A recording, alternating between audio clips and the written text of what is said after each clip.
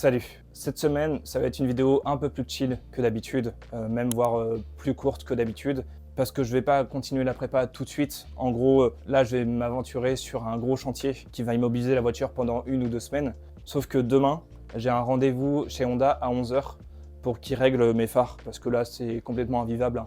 Ils éclairent vers le ciel dès qu'il fait nuit, donc là, il faut absolument que je les règle tout de suite. J'ai préféré que ce soit Honda qui le fasse, hein, parce qu'ils ont tout ce qu'il faut pour le faire. Voilà, moi, j'ai pas grand-chose à part un mur. Donc bon, ils vont le faire. Mais rassure-toi, hein, la semaine prochaine, je vais continuer la prépa. La voiture va être immobilisée pendant peut-être 1 ou 2 semaines, mais on va continuer cette prépa. En tout cas, si tu n'as jamais vu ma tête et cette voiture, la caisse, elle est incroyable, hein. C'est une Honda Civic MB6 avec un B18 C4 dedans. Il y a 170 chevaux d'origine.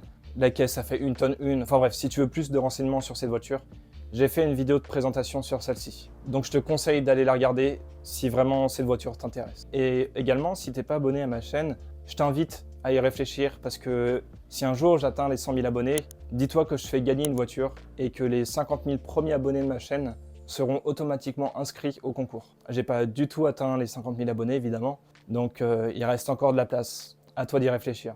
Donc je disais, aujourd'hui, vidéo plus chill, je dois m'occuper de l'intérieur de cette voiture et plus particulièrement les sièges en cuir de celle-ci. La voiture, pour rappel, elle a 330 000 bornes et je pense que les cuirs n'ont jamais été nourris, hein. Ils sont craquelés de partout, ils sont dans un état déplorable. Enfin, c'est un peu n'importe quoi. Je vais te montrer de toute façon l'état dans lequel ils sont, mais c'est plutôt inquiétant. Et je me suis posé une question, est-ce que les produits Amazon à 20 balles suffisent pour attraper des sièges dans cet état? Le produit, je vais te le montrer, hein. C'est un truc comme ça. Ça coûte 21 balles ou 22 balles, je sais plus exactement. Mais c'est dans la vingtaine d'euros. Alors c'est tout petit, je pensais pas que c'était aussi petit. Mais tu vois, tu as plein de petits accessoires. Tu as une brossette, il y a une mousse, il y a des protections pour les sièges. Et le principal, la teinture ou le nourrisseur, enfin je sais pas comment ça s'appelle. Et on va tester, voir si c'est vraiment efficace ou pas du tout. Et aussi, je dois te parler d'un somme intersidéral que j'ai sur cette voiture. Tu vois, la semaine dernière, j'ai fait toute la ligne, hein, et bah, évidemment, je devais tester la voiture. Je l'ai prise avec moi, j'ai fait ce qu'il y avait à faire, hein, tous les tests que tu vois dans la vidéo de la semaine dernière, et je l'ai garée chez moi. Sauf que chez moi, je n'ai pas de garage, pas de carport, j'ai rien de ce style pour protéger la voiture. Et il y a eu un gros orage, très grosse grêle, ça a défoncé ma voiture. Avant de faire les sièges, je vais te montrer l'état du toit et du capot. Et j'aimerais savoir ce que tu en penses. Si quelqu'un est carrossier dans mes abonnés ou dans les gens qui vont regarder cette vidéo, est-ce que c'est très grave? Est-ce que j'en ai pour très cher? De toute façon, la voiture, dans un futur proche, aura une complète. Mais je voulais savoir si vraiment c'est inquiétant ou non, ça l'est pas trop. Et dans ce cas-là, je verrai quand je ferai une peinture complète. Mais franchement, je me suis levé le matin, j'ai vu ça et j'avais le seum, mais vraiment le seum.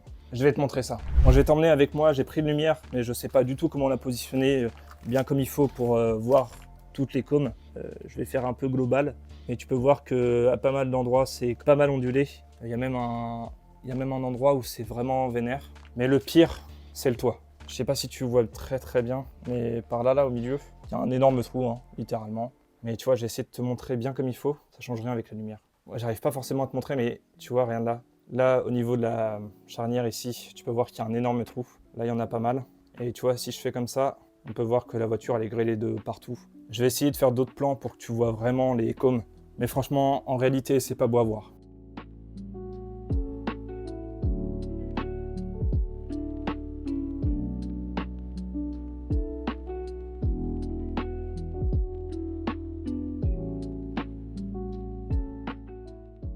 Maintenant que je t'ai montré les cratères qu'il y avait sur le toit et sur le capot, laisse-moi te parler des sièges qui sont également dans un état assez inquiétant. En fait, quand tu regardes bien les sièges, tu peux te rendre compte qu'ils ont de l'âge, hein. Je pense qu'ils n'ont jamais été changés, ils ont toujours été dans cette voiture-là. Et j'aimerais que ça change. Tu vois, j'aimerais vraiment que l'intérieur soit propre, que l'extérieur soit propre également. Bon, bah là, pour l'extérieur, c'est un peu foutu, hein, vu l'état du toit et du capot.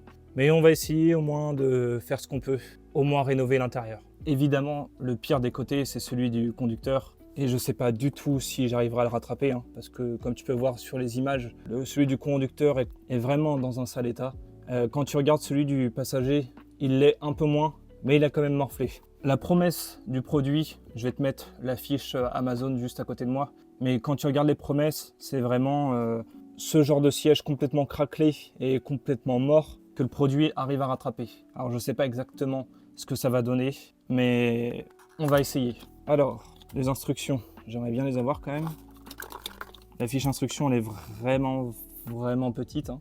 Alors, le français c'est là. Nettoyer la saleté sur le cuir. Une fois sec, utilisez une crème réparatrice pour le cuir pour le réparer. Étalez la pâte uniformément sur la zone endommagée avec une brosse ou une éponge. Si vous n'êtes pas satisfait du premier fois, ok. Bon, déjà, il y a des coquilles dans le manuel. Du coup, si vous n'êtes pas satisfait lors de la première fois, vous pouvez attendre qu'il se termine, puis le patcher plusieurs fois. Vous pouvez régler la fréquence en fonction de la situation réelle. Après la réparation, laissez sécher la peinture pendant 48 heures avant de l'utiliser. Ok, bah écoute, on va essayer avec ça, hein. Je vais en mettre dessus et puis je vais tapoter un peu partout, tu vois. Mais avant, je vais quand même essayer de passer un petit coup de microfibre pour que ça soit un peu propre quand même.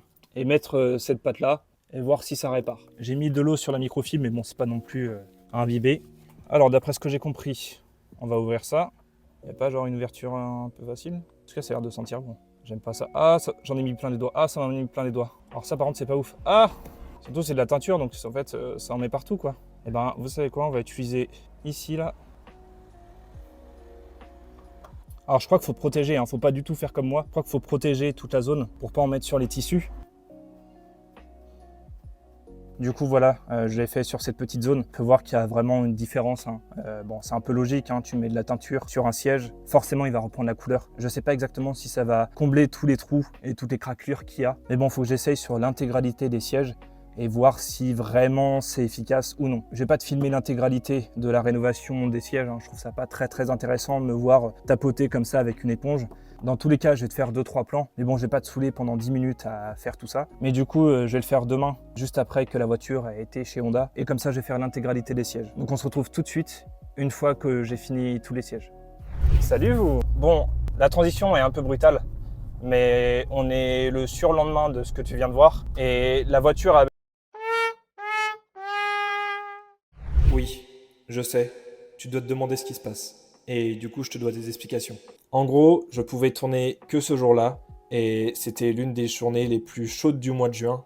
Il faisait 40 degrés à l'ombre. C'était infernal. La caméra le supportait absolument pas. Dès que je la lançais, elle s'arrêtait au bout de 10 secondes et 30 secondes si j'avais de la chance. Donc je pouvais absolument rien faire ce jour-là. Du coup, je dois terminer cette vidéo en voix off.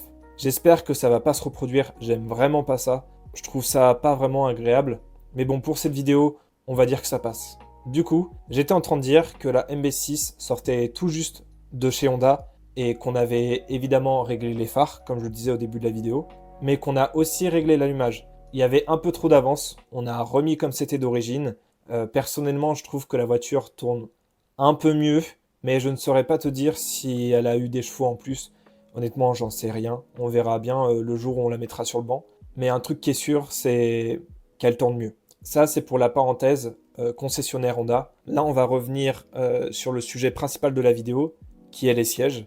J'ai pu finir les 2 sièges et les laisser sécher pendant 2 jours. Le résultat est plutôt correct. Alors, je dirais que ça reteinte juste les crevasses. Je ne pense pas que ça comble les crevasses si tu en mets 15 couches. Mes cuirs sont beaucoup trop abîmés pour quelconque produit les remettre à neuf. Il faudrait peut-être mettre du mastic ou je sais pas. En fait, j'ai vu qu'il y avait des kits de réparation de cuir. Mais bon, pour l'instant, je m'aventure pas là-dedans. Là, maintenant, ça rend l'intérieur un peu plus propre. Les cuirs sont moins moches. Donc on peut dire que le produit est efficace, mais pas quand les cuirs ont 30 ans de soleil et de lune et de je ne sais quoi. Si tu as des cuirs un tout petit peu abîmés, un peu frottés, les reteindre comme ça va être très efficace. Si tu es comme moi avec des crevasses de 15 cm de long, ça peut améliorer les choses, mais ça va pas les réparer. Pour une vingtaine d'euros, on peut dire que je suis satisfait. Et bien maintenant, on arrive à la fin de cette vidéo, un peu plus chill que celle de la semaine dernière et celles qui vont venir. De toute façon, comme d'habitude, on se retrouve mardi prochain à 18 h pour la suite de la prépa de cette voiture. Donc, à mardi et à plus tard.